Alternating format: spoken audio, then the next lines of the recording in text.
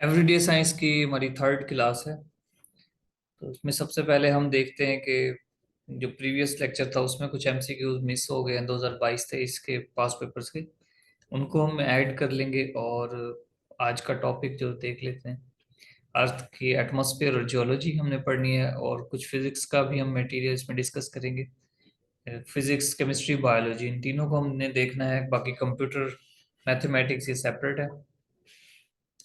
सबसे पहले astronomy is the study of stars हमने पढ़ा था। एस्ट्रोनॉमी स्टडी है सिलिशियल बॉडीज की, गैलेक्सीज की। तो ऑप्शंस में है स्टार, मून, प्लेनेट, तो जाहिर है ये सिलिशियल बॉडीज हैं, तो इनकी स्टडी को भी एस्ट्रोनॉमी कहते हैं। नेक्स्ट है distance between planet and star. Planet and star का डिस्टेंस उसको किस यूनिट में मेजर किया जाता है? Light year. 2021 में एक क्वेश्चन आया और 2022 में भी इसी तरह का आया कि स्टार और प्लेनेट के दरमियान अगर मेजर करना हो डिस्टेंस तो फिर हम कौन सा यूनिट इस्तेमाल करते हैं? Light year. तो लाइट ईयर बेसिकली डिस्टेंस का यूनिट है जो कि हम स्टार्स के दरमियान, स्टार्स प्लैनेट, दो स्टार्स के दरमियान भी मेजर करते हैं। तो लाइट ईयर बेसिकली क्या होता है कि लाइट एक साल में जितना डिस्टेंस तय करती है। तो आप ये देख लें कि सन से जमीन तक का जो डिस्टेंस है वो तक है 150 मिलियन किलोमीटर, और वो लाइट तय करती है 8 मिनट 20 सेकंड में। ठीक है। तो एक साल में कितना डिस्टेंस तय करेगी, जो कि होता है 9 ट्रिलियन किलोमीटर। तो उस हिसाब से फिर हम उसको लाइट ईयर कहते हैं। अगर हम ज्यादा, जब ज्यादा मेजरमेंट करनी हो डिस्टेंस की, तो ये जो कि एग्जैक्टली की तो नहीं जाती, तो ये सिर्फ एक एस्टिमेट होता है। नेक्स्ट है जी, gigantic clouds contain dust and gas. Dust and gas के जो जाइजेंटिक क्लाउड्स हैं वो उनको क्या कहते हैं? तो हमने ये एक डेफिनेशन बेसिकली गैलेक्सी के लिए पढ़ी थी, लेकिन यहाँ पे ऑप्शन में मिल्की वे भी है जो कि खुद एक गैलेक्सी है, फिर कॉमेट भी है। कॉमेट एक सिलिशियल बॉडी है, तो इनके ऊपर जाहिर है कुछ ना कुछ डस्ट और गैस के पार्टिकल्स होते हैं। तो इसका जो राइट आंसर है वो ऑल ऑफ दीज हमें लगाना पड़ेगा, अदरवाइज गैलेक्सी की डेफिनेशन है ये। इस तरह ये गैलेक्सी है और इसके ऊपर डस्ट के पार्टिकल्स हैं। Black hole exerts such massive force that it escape velocity, यानी कि वेलोसिटी यहाँ आके खत्म हो जाती है, हर चीज को ये अपने अंदर एब्जॉर्ब कर लेता है। तो उसकी रीजन क्या है जी? लार्ज साइज है, स्मॉल साइज, हाई डेंसिटी, या क्या? इसका आंसर है नन ऑफ दीज। हमने पहले पढ़ लिया इसको काफी डिटेल से। The answer actually is high gravity. इसके अंदर ग्रेविटी बहुत ज्यादा होती है। क्यों होती है इसको जो कि हम सर्च नहीं कर सकते, हर चीज तो इसको अपने अंदर एब्जॉर्ब कर लेता है। तो इसका कुछ कंफर्म नहीं है कि क्या है इसकी रीजन। बहरहाल हर चीज इसके अंदर जाके, जो भी स्टार है अगर डेड होता है तो इसके अंदर जाके फना हो जाता है, खत्म हो जाता है, बरीड हो जाता है, कुछ नहीं पता बाकी। नेक्स्ट क्वेश्चन है कि dash is the process that power the sun and stars. Sun and stars को कौन सा प्रोसेस है जो पावर देता है? वो है न्यूक्लियर फ्यूजन। यानी कि दो एटम जब आपस में मिलते हैं, स्पेशली हाइड्रोजन के, तो उससे वो न्यूक्लियर फ्यूजन होती है, उससे बेशुमार एनर्जी पैदा होती है इसको। तो अगर ऑप्शन में, वैसे यहाँ पर फ्यूजन और फिशन जो रिएक्शंस हैं दोनों होते हैं, उसने कहा जो मेजर ज्यादा पावर देता है एक्चुअल में तो वो फ्यूजन है, क्योंकि फ्यूजन में ज्यादा एनर्जी रिलीज होती है बनिस्बत फिशन के। Primary colour of light. Light का प्राइमरी कलर कौन सा है? Red, green, blue. क्योंकि हम लाइट की बात कर रहे हैं पीछे, तो मैंने ये एमसीक्यू यहाँ ऐड कर दिया। तो RGB, इसको इस तरह याद करते हैं, RGB, red, green and blue. Basic colour, primary colour यही है, रेड, ग्रीन, ब्लू। बाकी जितने भी कलर्स हैं वो इनके मिलने से बनते हैं। देखिए, रेड और ग्रीन को आपस में मिलाएं तो येलो बन जाता है, और रेड और ब्लू को मिलाएं तो ये बनता है मैग्नेटा, जो भी सयान। ये सेंटर में व्हाइट है। वैसे ज्यादा सारे कलर्स को आपस में मिला दें तो ब्लैक बनता है, ये मैंने देखा है। तो ये व्हाइट कैसे बन रहा है? ये भी बन सकता है, हो सकता बनता हो, क्योंकि जो सूरज की लाइट है उसके अंदर वो 6-7 कलर्स हैं। ठीक है, जिस तरह हम देखते हैं वो प्रिज्म में से पास करते हैं तो वो व्हाइट बन जाता है। भारत, मेरी ऑब्जर्वेशन है कि जितने हम कलर ज्यादा सारे मिला देते हैं तो वो ब्लैक बन जाता है। The sunlight can reach depth of dash metre of oceans. समंदर के कितने डेप्थ तक सूरज की रोशनी पहुंचती है? वो है 200 मीटर। देखिए ये जी सी है, और ये सिर्फ इतना हिस्से पर, यानी कि ओवरऑल समंदर की डेप्थ देखे तो उसके बहुत ज्यादा कम ये हिस्सा है, यानी कि सिर्फ 200 मीटर मैक्सिमम इतना इस 300 मीटर भी होता है कहीं, लेकिन 200 जो है वो राइट आंसर है। और यही वाला हिस्सा है, देखें ये समंदर का, ये समंदर के साथ साथ जो साहिल के साथ ये जो शैलो एरिया है, सिर्फ यहीं पर वेजिटेशन होती है। यानी कि प्लांट्स वगैरह अगर लग सकते हैं तो इधर ही लग सकते हैं, या थोड़े बहुत यहाँ लग जाएंगे बस। इससे ज्यादा गहराई में नहीं जाते, जहां पर लाइट नहीं पहुंचती वहां प्लांट्स नहीं होते। Some celestial bodies which do not have their own heat and light, उनको क्या कहते हैं? प्लैनेट्स। तो प्लैनेट की हमने कल यही डेफिनेशन पढ़ी थी, ये पीपीएससी के 2023 के पेपर में पूछा गया। नेक्स्ट है, what is the last planet in solar system? तो लास्ट प्लैनेट नेपच्यून है। हमने कल फॉर्मूले पढ़े थे, हमने my very educated mother serve us noodles, just served us noodles, तो उसमें नूडल से बनता है नेपच्यून। और हमने कहा था कि 8 प्लैनेट या 9 प्लैनेट हैं, तो लास्ट कौन सा था? प्लूटो। तो यहाँ पे भी उसने पूछ लिया कि लास्ट प्लैनेट एक्चुअल में कौन सा है? नेपच्यून। तो प्लूटो को हमने, इसको अब देखें कि एक और पेपर में उसने पूछा था कि which planet of the solar system cast down from the list of planet, planets की लिस्ट से निकाल बाहर किया गया है इसको, प्लूटो को।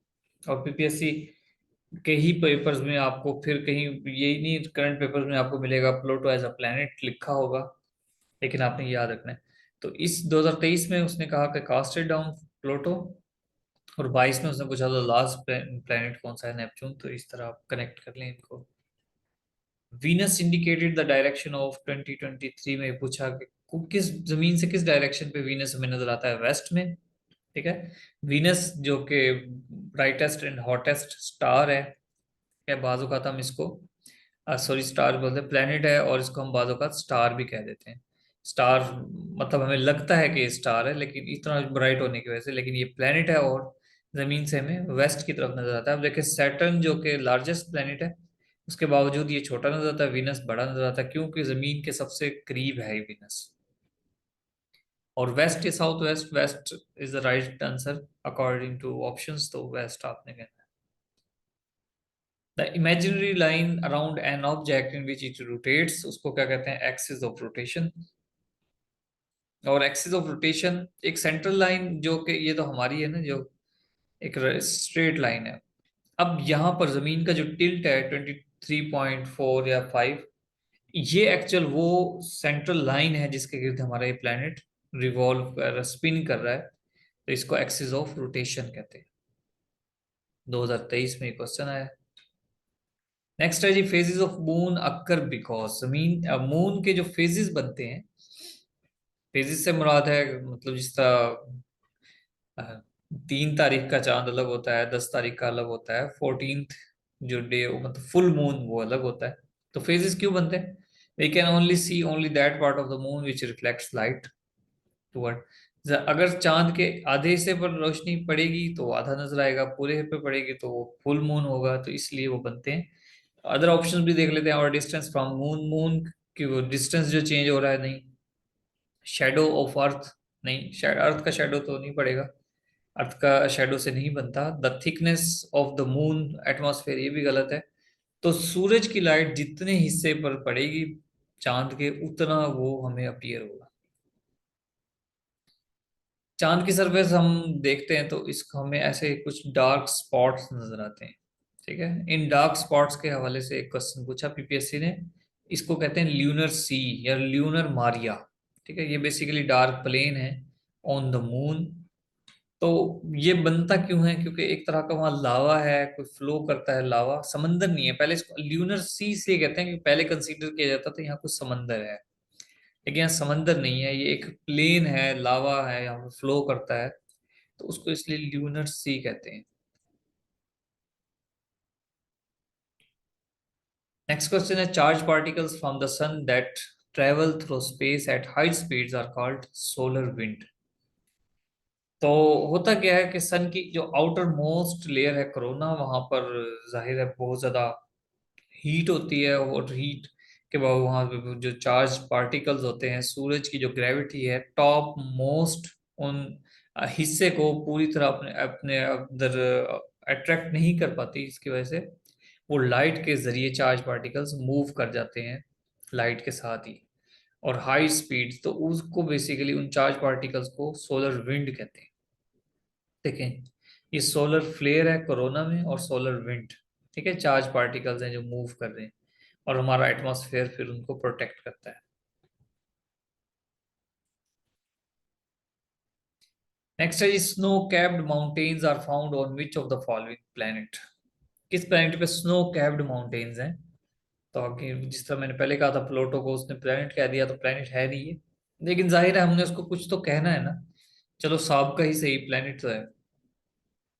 तो ये वहां पर ऐसे ऐसे पहाड़ हैं जो इनके ऊपर बर्फ जमी हुई है। तो जमीन पर भी ऐसे माउंटेन्स हैं, लेकिन वहां के माउंटेन्स में थोड़ा सा डिफरेंस है। जैसे जमीन के यहाँ पर पानी की डेंसिटी होती है काफी ज्यादा इन माउंटेन पे, जबकि प्लूटो में इस तरह नहीं होता। ये ज्यादातर मीथेन की वजह से, वार्म CH4 रिच एटमॉस्फेयर, यहाँ पर वाटर की डेंसिटी नहीं होती ज्यादा। क्या कहना चाहिए कि H2O हाइग्रो, मतलब सिंपल वर्ड्स में कि पानी पानी की डेंसिटी कम होती है प्लूटो पर। तो वो एक अलग तरह के माउंटेन्स हैं, और बहुत ज्यादा वहां पर बर्फ होती है। ठीक है, कंडेंसेशन एक अलग प्रोसेस होता है। बहरहाल ये आपने याद रखना है, क्योंकि मैंने शुरू में भी कहा था कि हमने हर फिनोमेना की बेसिक इन डिटेल हम नहीं जा सकते। हमने सिर्फ ये देखना है MCQs, थोड़ा बहुत कुछ का कॉन्सेप्ट बन जाए, बिल्ट हो जाए, ताकि हमें उसको याद कर सकें। अदरवाइज इतनी ज्यादा इंफॉर्मेशन है, अगर हम हर किसी की डेप्थ में पड़ जाएंगे तो फिर हम MCQs को, इतने ज्यादा MCQs को नहीं कर सकते जितना कि रिक्वायर्ड है। Earth atmosphere is 78% nitrogen. Earth में सबसे ज्यादा जो कंटेंट है, कौन सी गैस पाई जाती है? 78% नाइट्रोजन पाई जाती है। सेकंड ऑक्सीजन है 21%, और बाकी जितनी भी गैसेज हैं वो 1% है। ठीक है, ये MCQs है 78% नाइट्रोजन वाला। अर्थ का एटमॉस्फेयर 78% नाइट्रोजन, 21% ऑक्सीजन, फिर कार्बन डाइऑक्साइड। PPSC ने पूछी थी कार्बन डाइऑक्साइड कितनी परसेंटेज होती है? 0.04%, इसलिए मैंने ऐड किया इसमें। अब हम आते हैं अर्थ की लेयर्स की तरफ। अर्थ में कौन कौन सी लेयर्स पाई जाती हैं? देखिए जी, एक अर्थ के बिल्कुल साथ एक लेयर है, एक उसके बाद होगी, जाहिर है। और आप इस पे नोट करें कि ये थिन होती जा रही है। ठीक है, इसका एक फिनोमिना है, वो फिर आगे जिस टाइम सीक्वेंस आएंगे तो हम देखेंगे। सबसे पहले ट्रोपोस्फेयर है, जो कि 10 किलोमीटर तक है। उसके बाद स्ट्रेटोस्फेयर 30 किलोमीटर तक, मीजोस्फेयर 50 किलोमीटर तक, थर्मोस्फेयर 400 किलोमीटर तक, और एक्सोस्फेयर, इसको कोई लेयर मानता है, कोई नहीं मानता। तो वैसे आप 5 लेयर्स कह सकते हैं अर्थ की, कि 5 लेयर्स हैं। इसको कैसे याद रखना है? कि trust me in the exam. Trust, troposphere, फिर स्ट्रेटोस्फेयर, यहाँ पे S से स्ट्रेटोस्फेयर, फिर मीजोस्फेयर, इनको इग्नोर कर दें। दा से थर्मोस्फेयर, एग्जाम से exosphere. Trust me in the exam. बाजू का, क्योंकि बाजू का शफल हो जाती हैं, बंदा सोचता है कि थर्मोस्फेयर पहले था कि मीजोस्फेयर। बाकी ट्रोपो और स्ट्रेटो तो याद रहती है। ट्रोपोस्फेयर वो लेयर है जहां हम रहते हैं एक्चुअल में। ठीक है, ये वो बिल्कुल जमीन के जो सरफेस से, क्रस्ट से टच होती है और 10 किलोमीटर तक जाती है, उसको ट्रोपोस्फेयर कहते हैं। इसी के अंदर वेदर बनते हैं। ठीक है, बारिश, बादल जितने भी हैं ये सारे ट्रोपोस्फेयर में होते हैं, और इसी में वाटर कंटेंट है 99% एटमॉस्फेरिक। ठीक है, अभी जिस तरह मैंने कहा बारिश होती है, बादल, सारे ट्रोपोस्फेयर में होते हैं। यहीं पर क्लाउड्स बनते हैं, डिफरेंट टाइप्स के क्लाउड्स अभी हमने पढ़ने हैं। एयरप्लेन्स यहीं पर ट्रोपोस्फेयर में फ्लाई करते हैं। मोस्टली बर्ड्स जो हैं वो भी ट्रोपोस्फेयर में फ्लाई करते हैं। ठीक है, और स्ट्रेटोस्फेयर में क्या है? स्ट्रेटोस्फेयर और जो कि, अच्छा, ट्रोपोस्फेयर से हम थोड़ा सा ऊपर जाते हैं तो दरमियान का एक छोटा सा एक थिन उनका बॉर्डर है, उसको कहते हैं ट्रोपोपास। बाजों का FPSC के पेपर में ये चीज ट्रोपोपास पूछा हुआ है। ठीक है, ट्रोपोपास मतलब ट्रोपोस्फेयर के ऊपर और स्ट्रेटोस्फेयर का आगाज है, तो उसको ट्रोपोपास कहते हैं। यहीं पर ओजोन लेयर होती है 15 से 40 किलोमीटर के फासले पर। ठीक है जी, ओजोन लेयर होती है, और यहाँ पर flight is easy here because weather patterns remain below in troposphere.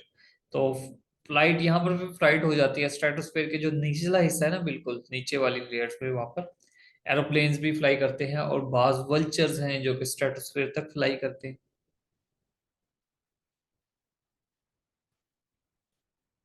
चलिए, ओजोन लेयर वेरी इंपॉर्टेंट है। ओजोन लेयर यहाँ पर सूरज की रेज को कंट्रोल करता है। इसके बारे में हम एक दो इंपॉर्टेंट एमसीक्यूज पढ़ेंगे।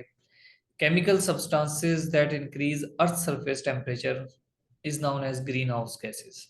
ग्रीन हाउस गैसेस जो हैं वो क्या करती हैं, बेसिकली अर्थ के ऊपर एक लेयर बना देती हैं, जिससे अर्थ की rays in greenhouse gases को क्रॉस करके नीचे तो आ जाती हैं लेकिन वापस नहीं जा सकती, तो इनको ग्रीन हाउस गैसेस कहते हैं। अच्छा, फिर एक एमसीक्यू है क्लोरोफ्लोरोकार्बन के हवाले से, which of the following gas is most harmful to ozone layer. तो ओजोन लेयर को डैमेज करने वाली क्लोरोफ्लोरोकार्बन हैं, कैसे करती हैं, नेक्स्ट स्लाइड में देखेंगे। Global warming poses threat to world, ये किसने कहा था स्टेटमेंट? करंट अफेयर का क्वेश्चन है, 2022 में पूछा।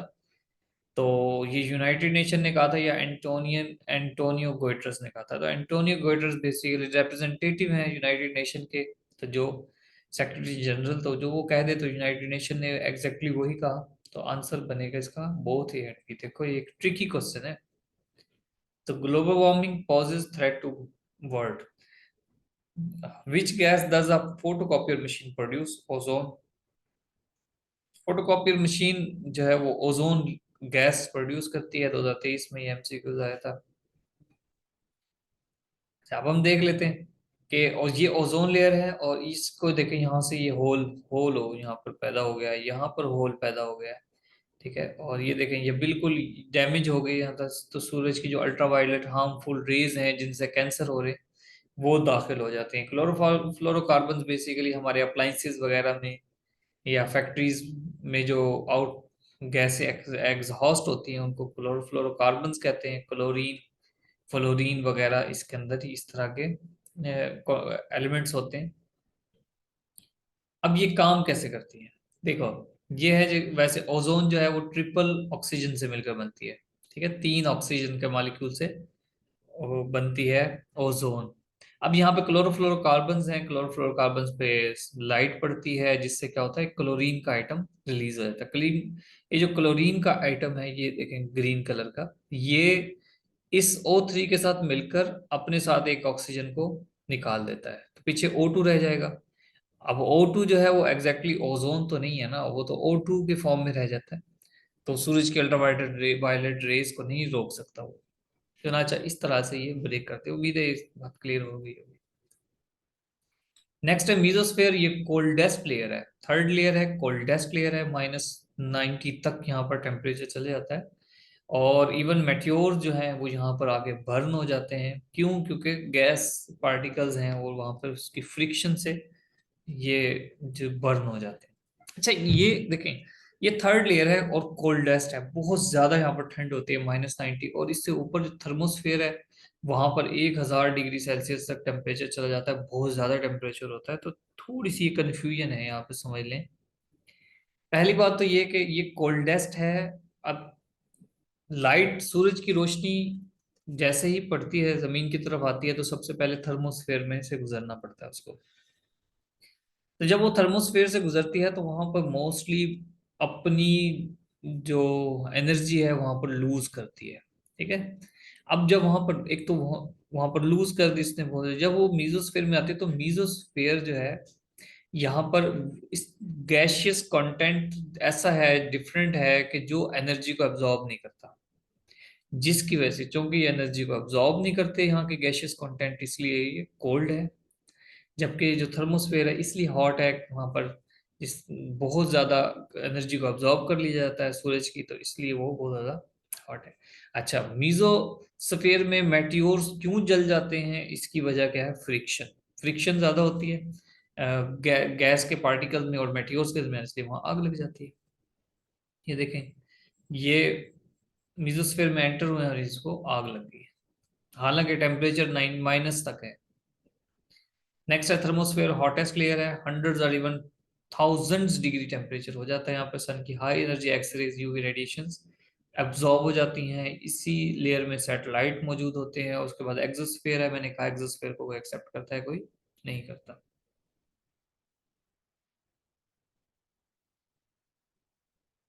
नेक्स्ट है जी, इससे रेलिवेंट 2022 में क्वेश्चन है कि in the atmosphere if the temperature is low then pressure is high.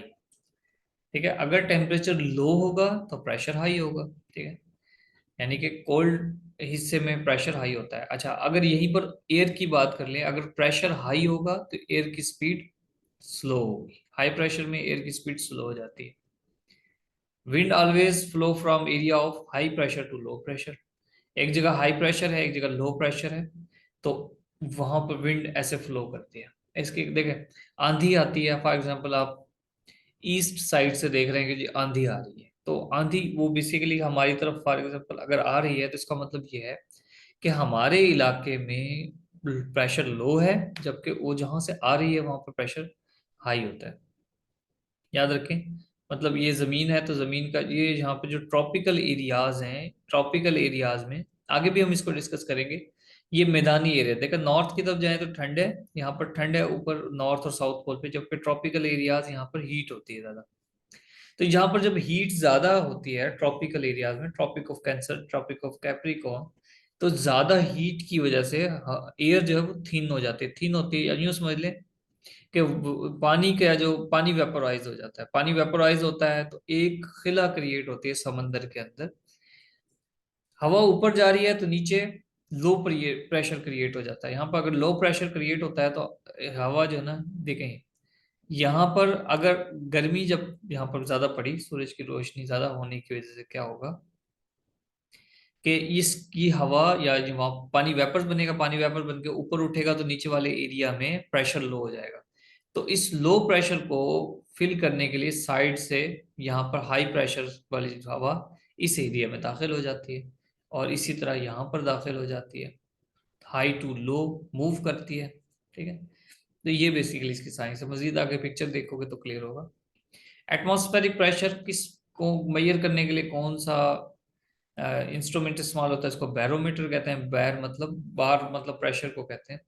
और एक क्वेश्चन आया था ये, जनरल नॉलेज का क्वेश्चन है कि 1 atmospheric pressure is equal to 760 mm। तो 1 एटमॉस्फेरिक प्रेशर 760 mm के बराबर है, ये आपने ये याद रखना है, इसकी कोई समझने की जरूरत नहीं है। Atmospheric pressure is measured in barometer. Barometer देखेंगे, which direction does wind flow around areas of high pressure in the northern hemisphere. बहुत टेक्निकल क्वेश्चन है। ठीक है जी, बहुत टेक्निकल है, कैसे मैं आगे बताऊंगा आपको। फिलहाल क्वेश्चन को अगेन पढ़ते हैं, समझते हैं। विच डायरेक्शन डज विंड फ्लो, यानी कि हवाओं का रुख किस तरफ होता है around areas of high pressure in the northern hemisphere. अब नॉर्दर्न हेमिस्फेयर में हाई प्रेशर भी होता है, लो प्रेशर भी होता है, याद रखें। ठीक है, अगर हम डिस्कस कर चुके हैं पहले, जमीन को इक्वेटर की लाइन अगर इधर है तो इक्वेटर से ऊपर की तरफ ये नॉर्दर्न हेमिस्फेयर है और ये साउदर्न हेमिस्फेयर है। तो साउदर्न हेमिस्फेयर को छोटा तो नहीं है ना, ये साउदर्न हेमिस्फेयर का ये पोलर एरिया अलग है, ट्रॉपिकल एरिया अलग है। ठीक है, इसको बेसिकली तीन हिस्से होते हैं, हम वैसे दो में अब डिवाइड करके समझ रहे हैं। तो ये नॉर्थ पोल, ये साउथ पोल, दरमियान में ये ट्रॉपिकल एरिया। तो अब ये जो ट्रॉपिकल एरिया है ये बेसिकली हाई प्रेशर होता है यहाँ पर, और देखिए यहाँ पर, और ऊपर जो नॉर्थ और साउथ वाला है यहाँ पर लो प्रेशर होता है। मुख्तलिफ सिचुएशंस होती रहती हैं, pressure, low pressure, high pressure change होते रहते हैं। उसकी क्या वजह है देख बताते हैं।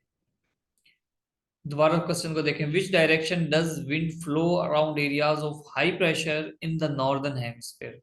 हाई प्रेशर एरिया से जब विंड मूव करती है तो उसकी डायरेक्शन क्या होती है, किस तरह से मूव करती है, क्लॉकवाइज। कैसे, अब देखना।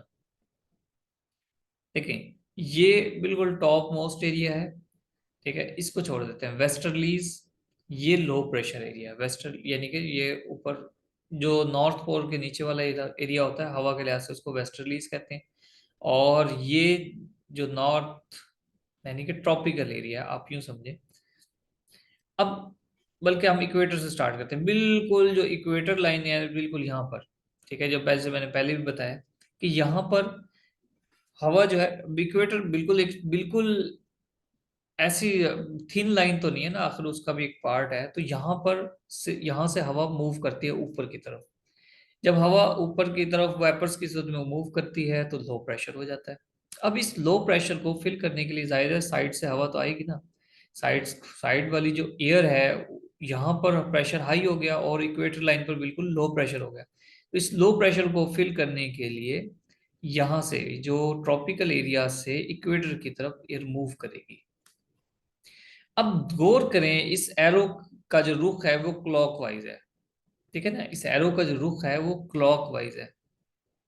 तो उसने ये पूछा है कि नॉर्दर्न एरिया का जो नॉर्दर्न हेमिस्फेयर का ये जो हाई प्रेशर एरिया होता है, अब नॉर्दर्न हेमिस्फेयर का लो प्रेशर एरिया भी होता है, नॉर्दर्न हेमिस्फेयर का जो हाई प्रेशर एरिया है उसमें जो एयर है उसकी डायरेक्शन क्या होती है, उसकी क्लॉकवाइज होती है। अगेन, जो नॉर्दर्न हेमिस्फेयर का लो प्रेशर एरिया है उसकी डायरेक्शन क्या होगी, एंटी क्लॉकवाइज। जो साउदर्न साउदर्न जो हेमिस्फेयर है उसका high pressure area anti clockwise है। गौर करें, ये नॉर्दर्न हेमिस्फेयर है, इसका हाई प्रेशर एरिया यानी कि ट्रॉपिकल एरिया ये कैसा, क्लॉकवाइज। अब इसके ऑपोजिट जो साउदर्न हेमिस्फेयर का हाई प्रेशर एरिया है वो एंटी क्लॉकवाइज है। ठीक है जी, एंटी क्लॉकवाइज है। वो क्यों होता है, इसकी एक रीजन है कि जमीन की स्पिन मोशन की वजह से होता है। ठीक है ना, यहाँ पर और इस तरह जब ये हिस्सा देखें टिल्ट किया होता है, ये सूरज की तरफ होगा फॉर एग्जांपल, तो ये सूरज के ऑपोजिट होगा, तो इस तरह के डिफरेंस आते हैं। इस वजह से हवा की जो डायरेक्शन है वो अलग हो जाती है। नेक्स्ट है जी, how many times sound travel in water faster than air. ठीक है, वाटर के अंदर हवा की स्पीड, वाटर के अंदर साउंड की स्पीड एयर से 4 गुना ज्यादा होती है। ये याद रखें कि साउंड की स्पीड सॉलिड में ज्यादा होती है बनिस्बत लिक्विड के, और लिक्विड में ज्यादा होती है बनिस्बत गैस के। अब लेकिन यहाँ पर एक बहुत ही टेक्निकल क्वेश्चन पूछा, the speed of sound is minimum. Technical तो नहीं है, जनरल नॉलेज का क्वेश्चन है। Speed of sound is minimum. अब वो कहता है कि स्टील में सबसे कम होगी, वाटर में कम होगी, या एयर में होगी कम। अच्छा, ये भी इसी से कनेक्टेड है। देखें, पीछे हमने ये तो पढ़ा ना कि एयर में स्पीड ऑफ साउंड कम है, पानी में 4 गुना ज्यादा है। तो अब वो स्टील में, अभी मैंने बताया कि सॉलिड में सबसे ज्यादा होती है, वाटर में यानी कि लिक्विड में सॉलिड से थोड़ी सी कम, और एयर में सबसे कम। तो 0 डिग्री की अगर एयर होगी तो उसमें स्पीड ऑफ साउंड सबसे कम होगी। The wind speed between 105 to 136 kilometre per hour normally results in. जब इस स्पीड से हवा चल रही होगी तो थोड़ा बहुत डैमेज होता है, ज्यादा नहीं होता। ठीक है जी, अब हम देखेंगे।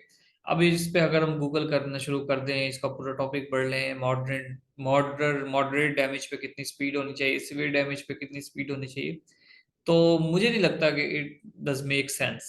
2022 में क्वेश्चन आया, उससे पहले इस तरह का कोई क्वेश्चन नहीं आया। तो अगर आप इस पर पूरा चैप्टर पढ़ने लग जाओगे, स्पेशली जब आपकी तैयारी इनिशियल है, तो वो मेरा नहीं ख्याल कि दुरुस्त होगा। इस तरह के क्वेश्चन आते जाएंगे, आप तैयार करते जाएंगे। रेलिवेंट बहुत सारे क्वेश्चन हमने पढ़ लिए हैं। अब देखें, ये 2021 का क्वेश्चन है, how many times sound travels in water faster than air. अब इसके पीछे आपने बेसिक साइंस समझ ली कि सॉलिड में सबसे ज्यादा, लिक्विड में उससे कम, और गैस में सबसे कम होता है। तो आप क्या ये वाले सवाल का जवाब नहीं दे सकते? अगर आपको नहीं भी पता तो आप अंदाजा लगा सकते हो ना यार, एयर में सबसे कम होती है, गैस में सबसे कम होती है, तो आप इसका ऑप्शन का ये ऑप्शन सेलेक्ट कर सकते हो। आप, मेरा ख्याल है कैसा कर सकते हैं कोई भी। तो इस तरह से आप हर एमसीक्यूज की बहुत ज्यादा डिटेल ना निकालें, बेसिक कॉन्सेप्ट आपको हर चीज का पता हो बस। Anemometer use to measure wind speed, ये एनीमोमीटर है। ठीक है जी, बस इसको हम नहीं देखते, बस ऐसी तस्वीर ऐड की है मैंने। Which of the following instrument use to measure water vapours. हवा में जो पानी का कंटेंट होता है उसको हाइग्रोमीटर के साथ मेजर किया जाता है। 2023 में भी इसी तरह का सवाल उसने पूछा। Amount of water vapour in air is regarded as humidity. जितना पानी होता है सर एक्चुअल में ह्यूमिडिटी कहते हैं। ठीक है, जो ह्यूमिडिटी को मापने का आला है वो बेसिकली हाइग्रोमीटर है। ये हाइग्रोमीटर आजकल तो डिजिटल आ गए हैं, इसलिए इस तरह का होता है। The most abundant gas in earth, nitrogen 78%। Dash is the state of the atmosphere at the particular place and time. एक खास वक्त में जो एटमॉस्फेयर की कंडीशन है उसको क्या कहते हैं, वेदर। ठीक है, आप अगर गूगल करें कि जनाब वेदर कंडीशन, तो वेदर वेदर कंडीशन बताता है अगले 10 दिन का, फॉर एग्जांपल। तो वो कभी भी क्लाइमेट कंडीशन तो नहीं बता रहा होता। क्लाइमेट क्या है कि जनाब हमारे यहाँ, ठीक है, मार्च से मतलब फरवरी तक सर्दियां एंड हो जाती हैं। ठीक है, हमारा बेसिकली 3 से 4 महीने हैं, नवंबर दिसंबर जनवरी फरवरी, ये 4 महीने हैं। ठीक है, सर्दी के तो विंटर इसको हम कहते हैं। तो ये क्लाइमेट है जो सदियों से या दिहाइयों से हमारे पास चलता आ रहा है। तो ये एक्चुअल क्लाइमेट है, लॉन्ग टर्म जो कंडीशन है एटमॉस्फेयर की उसको क्लाइमेट कहते हैं। जो शॉर्ट टर्म है उसको वेदर कहते हैं। सीजन एक अलग टर्म है, सर्दी गर्मी वो एक अलग चीज है। Which of the following gases has a role in important maintaining atmosphere temperature? Atmosphere का टेम्परेचर मेंटेन करने वाली कौन सी इंपॉर्टेंट गैस है? Carbon dioxide. कार्बन डाइऑक्साइड के अंदर सलाहियत है ये एनर्जी को अब्सॉर्ब कर लेती है अपने अंदर। ठीक है, इसीलिए जिस तरह ये मीजोस्फेयर में जो कूलिंग इफेक्ट होता है वो भी कार्बन डाइऑक्साइड की वजह से होता है। वहां पर कार्बन डाइऑक्साइड एनर्जी को अब्सॉर्ब कर लेती है, नहीं सॉरी, थर्मोस्फेयर में कार्बन डाइऑक्साइड होती है और वहां पर एनर्जी को अब्सॉर्ब करती है, चुनाचा वहां पर टेम्परेचर हाई हो जाता है। एब्जॉर्ब इंफ्रारेड रेडिएशंस को भी एब्जॉर्ब कर लेती है। Clouds, two main types of clouds हैं, स्ट्रेटस और क्यूमुलस। एक आधा क्वेश्चन पीपीएससी में यहाँ से पूछा हुआ है क्लाउड्स के। तो स्ट्रेटस मतलब हॉरिजेंटल क्लाउड्स होते हैं, क्यूमुलस मतलब वर्टिकल। ये हॉरिजेंटल और ये वर्टिकल। तो अब आपको खुद इससे भी अंदाजा हो गया होगा कि जो ज्यादा थिक क्लाउड होंगे वो कौन से होंगे, क्यूमुलस, क्योंकि वो ज्यादा थोड़े हैवी हैं, बड़े हैं। और ये इनकी थिन लेयर होगी तो वो स्ट्रेटस होंगे। ये नीचे होंगे, ये ऊपर तक चले जाएंगे। ठीक है, आप इनकी शेप से अंदाजा लगा सकते हैं। तो ये स्ट्रेटस क्यूमुलस भी होते हैं, और ये स्ट्रेटस है, बिल्कुल पतली लेयर है नीचे नीचे। ठीक है, हम जो पहाड़ी इलाकों में जाएं तो हम इन्हीं के अंदर घूम रहे होते हैं बेसिकली, स्ट्रेटस के अंदर। और ये क्यूमुलस है, ये पानी, थंडर स्टॉर्म सब इसी में होता है ज्यादातर। अगेन देखें जी, जो बिल्कुल नीचे वाली लेयर है वो स्ट्रेटस, और फिर थोड़े से जो थिक क्लाउड्स होते हैं क्यूमुलो निम्बस। सिरस रैंडम क्लाउड्स होते हैं, एल्टो क्यूमुलस इनको छोड़ें जी, सिरो क्यूमुलस भी होते हैं कुछ। और स्ट्रेटस में भी पानी होता है बाजू का, जो नीचे अ, एकदम जो ब्लैक ब्लैक हमें पानी क्लाउड्स नजर आते हैं वो स्ट्रेटस होते हैं। रेन बियरिंग क्लाउड उनको निम्बस कहते हैं। ठीक है, निम्बस, निम्बस वर्ड कहाँ से आया है, रेन से, लैटिन वर्ड है। और क्यूमुलो निम्बस क्लाउड्स कौन से, तो थंडर हेड्स, यानी कि यहीं पर थंडर स्टॉर्म, बेशुमार पानी, ये जो गरज बरस हमें नजर आती है, क्यूमुलो निम्बस क्लाउड्स है। ये इंपॉर्टेंट है एग्जाम के लिहाज से। इस तरह ये ऐसे जो हमें बादल नजर आ रहे होते हैं उल्टे सीधे आपस में हो रहे हैं। देन है जी टोर्नेडो। टोर्नेडो एक कॉलम है इस तरह का, एयर का, बड़ा सीवियरली आता है। और अपने जिस तरह आप देखते हो ना कि आंधी आई थी और दरख्त जो है ना वो जड़ से उखाड़ के दूर फेंक दिया उसने, तो वो बेसिकली टोर्नेडो होते हैं। ये लाइट भी होते हैं और सीवियर भी होते हैं। रोटेटिंग कॉलम ऑफ एयर है। ठीक है, अर्थ की सरफेस से लेकर क्यूमुलो निम्बस क्लाउड्स तक ये जा रहे होते हैं। और 2023 में क्वेश्चन क्या आया था जी, wind blowing in a spiral form. Spiral form में अगर विंड ब्लोइंग कर रही है लो एटमॉस्फेरिक प्रेशर की वजह से, इसकी साइंस तो हमने पढ़ ली है कि पीछे लो एटमॉस्फेरिक हो तो ये वो जो स्पिरल फॉर्म में जो एयर होती है इसको टोर्नेडो कहते हैं। Cyclone is a large air mass. ठीक है, एक्सपेंडेड फॉर्म में जो होता है, दूर से हमें जो आंधी नजर आती है और यकदम हर चीज जैसे शापर उड़ते हुए नजर आते हैं, तो वो बेसिकली साइक्लोन होते हैं। और ऐसे गोल गोल घूमते हुए around a strong centre of low atmospheric pressure. High atmospheric pressure से कहाँ आ रहा है, लो एटमॉस्फेरिक प्रेशर की तरफ। तो इस तरह से ये इसमें जो भी हमारी छत वगैरह पे जो सामान पड़ा होता है, चीजें पड़ी होती है, सारी ये ले जाता है। तो ये बेसिकली लार्ज एयर मास है। टोर्नेडो और साइक्लोन में ये डिफरेंस है। इसीलिए क्वेश्चन पूछा उसने, tropical cyclone become hurricane at a speed of 74 MPH. 74 MPH अगर स्पीड हो जाए तो हरिकेन जो है बेसिकली हम आंधी को भी कहते हैं, लेकिन हरिकेन असल में तूफान होता है। तो अगर इसकी स्पीड बढ़ जाए साइक्लोन की तो वो तूफान बन जाता है 74 MP4। MPH। और साइक्लोन भी 2021 और 23 में क्वेश्चन पूछा कि साइक्लोन बेसिकली क्या है, large system of winds, large system of winds हो तो बेसिकली साइक्लोन है। What are cyclones in Australia, Australia के साइक्लोन्स को क्या कहते हैं, विली विलीज। तो ये विली विलीज थोड़े फेमस हैं ऑस्ट्रेलिया के, तो इसलिए उसने पूछ लिया साइक्लोन्स को क्या कहते हैं जी ऑस्ट्रेलिया के, विली विलीज। ये आपने याद करना है, रट्टे लगाने। अब आज सुनामी, सुनामी जो वेरी फेमस है, हर पाकिस्तानी को पता होगा। तो ये बेसिकली जापानीज वर्ड है, क्योंकि जापान जापान में समुद्री तूफान आते थे, एक बहुत बड़ी वेव उठती है समंदर से और अपने इर्द गिर्द जितनी भी हर चीज है सबको ले डूबती है। ठीक है, इसको हार्बर वेव कहते हैं, हार्बर मतलब साहिली लहर। तो कैटास्ट्रॉफिक ओशन वेव है, इसकी ये डेफिनेशन है, कैटास्ट्रॉफिक ओशनिक वेव है सुनामी। जापानीज वर्ड है, ये भी पास पेपर में पूछा हुआ है कि वर्ड कौन सा है ये। The destruction of tsunami is measured by height, momentum, predictability, none of these. ठीक है, जो सुनामी की डिस्ट्रक्शन है वो उसके एम्पलीट्यूड से मेजर कहते हैं, कितना एम्पलीट्यूड है। जिस तरह अर्थक्वेक का भी एम्पलीट्यूड पता लगता है, इसका सुनामी का भी एम्पलीट्यूड एम्पलीट्यूड एम्पलीट्यूड इसका यूनिट है। एवलांची क्या होता है कि जो पहाड़ है उन पे बेशुमार बर्फ है, तो वो उस बर्फ जो तेजी से फ्लो करती है, रैपिडली फ्लो करती है स्नो, उसको एवलांची कहते हैं। इससे रेलेवेंट क्वेश्चन है कि avalanche hit a Pakistan army based kill 140 soldiers. ठीक है, 140 सोल्जर्स जो हैं वो एक पहाड़ पे थे, बर्फ बर्फ के पहाड़ पर, वहां पर एवलांची वो आई 7 अप्रैल 2012 को। एक बर्फ का तूफान आया और उसमें 140 सिपाही शहीद हो गए। अल्पाइन ग्लेशियर, उसको आल्सो कॉल्ड वैली ग्लेशियर, ये भी आप ऐसे याद रखें। ठीक है, ग्लेशियर्स की सारी टाइप्स ये हम पढ़ेंगे, जब पाकिस्तान ज्योग्राफी पढ़ेंगे तो वहां हम डिटेल से देख लेंगे। फिलहाल आप ये alpine glacier is also known as valley glacier. 2022 में भी देखें सेम क्वेश्चन आया है। अब आते हैं जियोलॉजी की तरफ, जमीन की साख्त वगैरह, और उसमें तो उसमें जमीन जियोलॉजी बेसिकली क्या होता है कि earth is in constant state of change. अच्छा है, और इसकी डेफिनेशन दोबारा देखते हैं। The study of structure, evolution and dynamics of the earth and it's natural minerals, energy sources, resources वगैरह सब जियोलॉजी में आते हैं। अर्थ का स्ट्रक्चर क्या है, अर्थ की एवोल्यूशन क्या है, डायनेमिक्स क्या है, तो हम देखेंगे सिर्फ पास पेपर में कौन से क्वेश्चन पूछे गए हैं जियोलॉजी के हवाले से और कौन से पूछे जा सकते हैं। एवोल्यूशन वगैरह के चक्कर में हम नहीं पढ़ेंगे। नेचुरल मिनरल्स का एक दो क्वेश्चन है, एनर्जी सोर्सेज सोर्सेज के कुछ क्वेश्चन हैं, फॉसिल फ्यूल्स के, वो मैंने इसमें ऐड कर दिए हैं।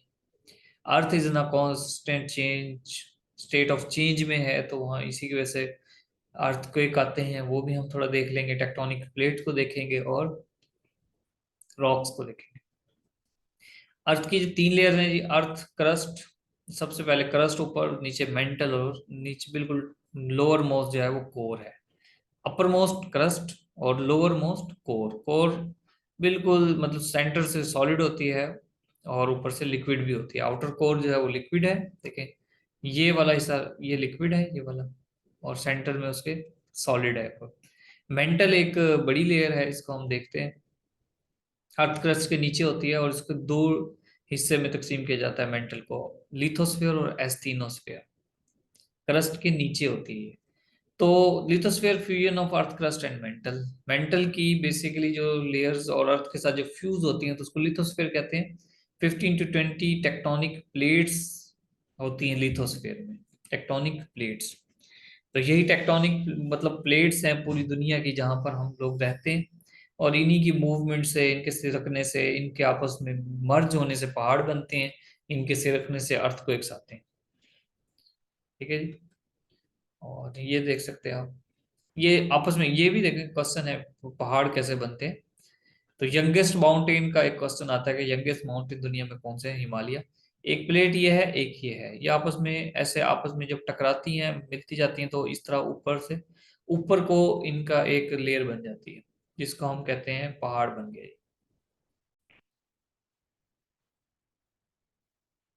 अब देखते हैं एस्थिनोस्फीयर को। एक है ये क्रस्ट है, ऊपर टॉप मोस्ट सारी, चाहे वो ओशन हो चाहे वो अर्थ के वैसे लेयर हो, और यहाँ पर इनको सेडिमेंट्री बाद में देखते हैं। अर्थ की क्रस्ट के बिल्कुल नीचे लिथोस्फीयर, ठीक है।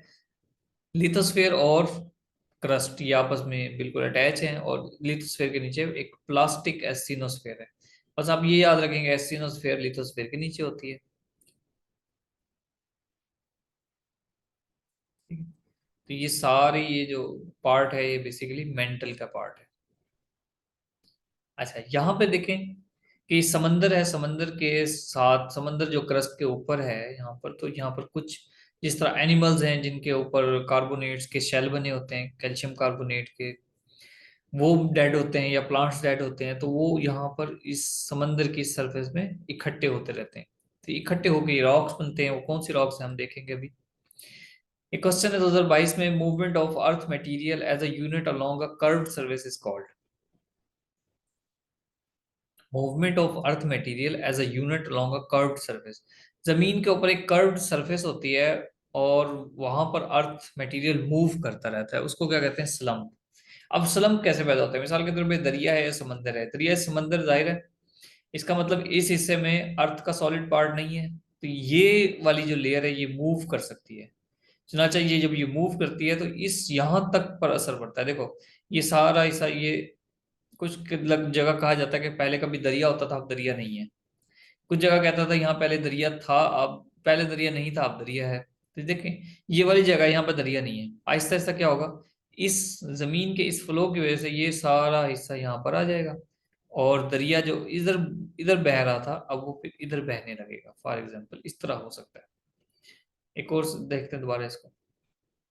इधर दरिया फ्लो करता है, ठीक है ना, फॉर एग्जाम्पल, या वैसे कोई जमीन में कोई खिला है, तो ये वाली जो जगह है यहाँ पे स्लम्प हो जाती है, इसी को स्लम्प कहते हैं, यानी कि ऐसे मूव कर गई नीचे को।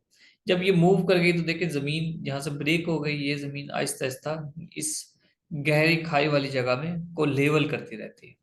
इस तरह जमीन मूव करती है, और देखिए यहाँ पर जो मकान है वो सारे के सारे उसमें शामिल होते रहते हैं, नीचे गिरते रहते हैं, तबाह हो जाते हैं, इसको स्लम्प कहते हैं।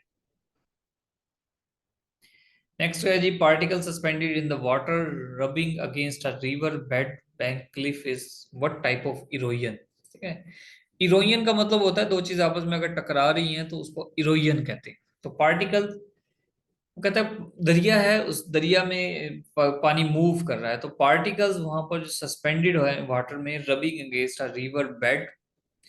अब दरिया के अंदर जो पार्टिकल्स हैं, फॉर एग्जांपल छोटे छोटे मोटे भट्टे हैं, वो जमीन के सरफेस से अगर टकरा रहे हैं तो उसको क्या कहते हैं, अब्रेशन।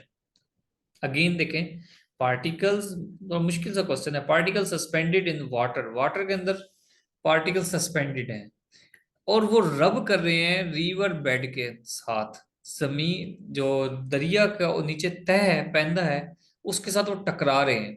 तो उस टकराने को कौन सी इरोजन कहते हैं, एब्रेशन। अब देखें, ट्रैक्शन क्या है और साल्टेशन क्या है, ये आप देख लें। हालांकि देखो, मैं पहले भी कहता हूँ कि पीपीएससी वाले को ऐसा सवाल करते हैं कि सब्जेक्ट स्पेशलिस्ट भी हो तो वो भी परेशान हो जाता है कि क्या पूछ लिया इसने। तो ये थोड़ा सा मुश्किल है, इन डेप्थ पता नहीं इसने कहाँ से पूछा भारत। तो अब ने इरोजन को देख लिया, मजीद इसकी टाइप भी देख लेते हैं। एब्रेशन क्या है ये समझ आ गई, कि पैंदे के साथ अगर टकरा रहे हैं। अब अगर यही जमीन में मौजूद अगर पत्थर के साथ टकरा रहे हो, पत्थरों के साथ टकरा कर वो इरोजन हो रही हो, ठीक है, तो उसको कहते हैं ट्रैक्शन। एक है जमीन के दरिया के पानी के अंदर कुछ पार्टिकल्स हैं, अगर वो आपस में टकरा रहे हैं तो सस्पेंशन। सस्पेंशन यानी कि वहां पर और मौजूद पार्टिकल्स हैं उनसे टकरा रहे हैं तो सस्पेंशन होगी। अगर वो रिजॉल्व पार्टिकल से टकरा रहे हैं तो सॉल्यूशन। ठीक है, साल्टेशन मतलब साल्ट, सॉरी मतलब ये एक अलग चीज है, ट्रैक्शन और एब्रेशन ये अलग है। ठीक है ना, सस्पेंशन तो मतलब जाहिर है कि जो हार्ड पार्टिकल है, रेत के पार्टिकल है, सस्पेंड हुए हैं उनसे भी टकरा सकती है। ये तो सॉल्यूशन और साल्टेशन अलग है, कि जमीन में जो साल्ट इकट्ठे होते रहते हैं उनको कहते हैं। ये भी एक तरह की इरोजन है, लेकिन मेन इरोजन कौन सी है, ट्रैक्शन और एब्रेशन। एब्रेशन मतलब जमीन के तह के साथ अगर टकरा रहे हैं, और अगर पत्थर के साथ टकरा रहे हैं तो वो ट्रैक्शन है। Three main types of rocks, igneous rocks, sedimentary rocks और metamorphic rocks. Igneous rocks are form from melted rocks, ठीक है, इनसाइड द अर्थ। अर्थ के अंदर जो लावा है, लावा को हम डिटेल से पढ़ते हैं तो वो फटता है, ऊपर आता है जमीन पर। जब वो ठंडा हो जाता है तो उसको इग्निशियस रॉक्स की सूरत में वो बन जाता है। इसमें स्पेशली आयरन के कंटेंट ज्यादा होते हैं। इसकी एग्जांपल याद रखनी है जी, ग्रेनाइट 2023 में पूछ लिया था जी, ग्रेनाइट किस टाइप की रॉक्स है। फिर बेसाल्ट इसी तरह की रॉक्स हैं। सेडिमेंट्री रॉक्स क्या होती हैं, जो अभी बताया, समंदर में डेड प्लांट्स, एनिमल जिनके स्केलेटन वो डेड होके इकट्ठे होते रहते हैं और नीचे रॉक्स बन जाती हैं उनकी, जिनको जिनसे बाद में सैंड स्टोन, लाइम स्टोन, ये इसके एग्जाम्पल है, ये रॉक्स बन जाती हैं। यही रॉक्स बाद का फिर दब कर, टेम्परेचर प्रेशर जब डिफरेंट होता है हीट से, तो वो मेटामॉर्फिक बन जाती हैं। मेटामॉर्फिक मतलब मल्टीपल शेप वाली रॉक्स, वही चेंज होती हैं सेडिमेंट्री और मेटामॉर्फिक बन जाती हैं। इसके एग्जांपल है मार्बल। ये देखें जी, इनके एग्जांपल्स आपने फिर देख लेंगे। सबसे पहले सेडिमेंट्री की देखें, सैंड स्टोन, लाइम स्टोन, ठीक है, चूना जिससे बनता है, शेल या जिप्सम, ये याद रखना, जिप्सम इंपॉर्टेंट है। और सेडिमेंट्री रॉक्स के अंदर ना छोटे छोटे पोर होते हैं, छोटे छोटे सुराख होते हैं, ये पोरस होती है, जबकि मेटामॉर्फिक ऐसी नहीं होती। मार्बल, इग्निशियस पहले देखेंगे तो इग्निशियस और प्यूमिस, ये देखें, लाजमी याद रखना। ग्रेनाइट और प्यूमिस ये दोनों याद रखना आपने। और यही बाद में फिर मेटामॉर्फिक बन जाती हैं। इग्निशियस और सेडिमेंट्री बाद में मार्बल मेटामॉर्फिक बन सकती हैं। इसमें मार्बल, स्लेट, ये इंपॉर्टेंट है। क्वेश्चन है जी, in which type of rocks is limestone found. Limestone कहाँ पाया जाता है, सेडिमेंट्री रॉक्स में। नेक्स्ट है जी, sedimentary rocks are porous. Sedimentary rocks porous है। Which resources are non renewable. कौन से रिसोर्सेज हैं, 2022 में क्वेश्चन पूछा, तो फॉसिल फ्यूल्स नॉन रिन्यूएबल है। विच of the following is less pollutant, वो नेचुरल गैस है। तो फॉसिल फ्यूल वो तो बताने की जरूरत नहीं है ना, जो कोयला, जो नेचुरल गैस है, ऑयल है, ये बेसिकली नॉन रिन्यूएबल है। और रिन्यूएबल कौन से हैं, water, air, solar energy, air, ये सारी, या फिर यही है, वाटर, एयर, रिन्यूएबल होते हैं। तो फॉसिल फ्यूल जो जले और खत्म हो जाए, और लीस्ट पॉल्यूटेंट उनमें से कौन सा है फॉसिल फ्यूल में, वो नेचुरल गैस है।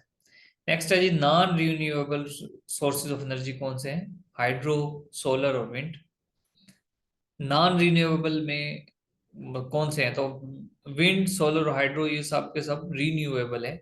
तो आंसर क्या होगा, non, none of these. Which type of coal is used on mega scale, anthracite.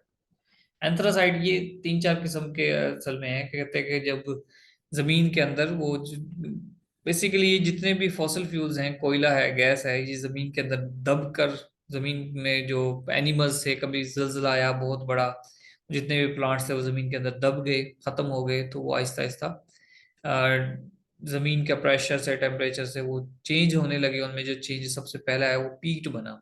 पीट क्या था बेसिकली, ये लिक्विड सॉलिड, वो जो नया नया ऑर्गेनिक मटेरियल था वो पीट था। उसके बाद आहिस्ता आहिस्ता वो चेंज हुआ लिग्नाइट में। ये मतलब अभी इसकी कोई शेप नहीं आई खास। उसके बाद बिटुमिनस और पिटुमिनस, ये कोयला है असल में, जो कोयले के असल फॉर्म है वो है बिटुमिनस और एंथ्रासाइट। तो जो सबसे ज्यादा मेगा स्केल पे यूज होता है वो एंथ्रासाइट होता है। ठीक है जी, बिटुमिनस एक अर्लियर शेप है, और जो फाइनल शेप है कोयले की वो एंथ्रासाइट है। तो अब हम जमीन से जो लाखों करोड़ साल पहले ये जो फॉसिल फ्यूल दब चुके थे जमीन के अंदर, तो अब वो एंथ्रासाइट बन चुके हैं, इसलिए लार्ज स्केल, मेगा स्केल पे यूज होता है। Magma and lava. मैग्मा मतलब molten rock that is still trapped underground, ठीक है। जिस तरह ये अगर लावा है, तो इसके अंदर अभी यहाँ पर अगर आग जल रही है, तो आग मतलब वो हीट है बहुत ज्यादा, और रॉक्स या उसके अंदर जो मिनरल्स हैं वो अभी एक लिक्विड की सूरत में बहुत ज्यादा गर्म है, तो उसको मैग्मा कहेंगे। अगर ये फटता है, जमीन को फाड़ के बाहर आ जाता है, तो उसको लावा कहेंगे। molten rock comes to the surface and keeps flowing like a liquid, it is called lava। ठीक है, इसको देखें अगेन, ये मैग्मा, और इस मैग्मा डिफरेंट ब्रांचेस से निकलता है, क्या, और जब ये बाहर निकलता है तो इसको हम लावा कहते हैं। क्यों होता है जी, ये इसकी रीजन है कि एक तो न्यूक्लियर एनर्जी अंदर है, बाजू का रेडिएशन वहां से निकलती रहती हैं, इसलिए रॉक्स पिघलती हैं।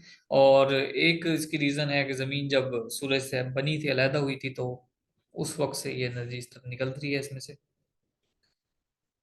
विच, ये क्वेश्चन है 2023 में, which is the highest volcano in Asia. Mount Damavand Iran में है जी, अपनी अभी डोरमेंट हो चुका है। तो हाईएस्ट वोल्केनो एशिया में माउंट दामाबंद, ये आपने याद रखना है। तो हाईएस्ट वोल्केनो इन वर्ल्ड वो मेरे जहन से निकल गया बनाते हुए, वो आप देख लीजिएगा, फिर मैं बता दूंगा, ग्रुप में शेयर कर दूंगा। Earthquake intensity is measured in Richter scale, earthquake Richter scale में मेजर किया जाता है। और इसी के साथ एक क्वेश्चन है, वो भी अभी मेरे जहन में है, 8 अक्टूबर 2005 का जो अर्थक्वेक था उसकी इंटेंसिटी कितनी थी? ठीक है ना, 8 अक्टूबर 2005 में आया था, तो मेरे ख्याल से 70 प्लस थी। ठीक है, ये आपने देखना है। यूनिट्स चलें जी, इसको कल पढ़ेंगे, यूनिट्स फिजिक्स के यूनिट्स वगैरह हैं तो इनको हम कल देखेंगे इंशाल्लाह। ओके, अल्लाह हाफिज।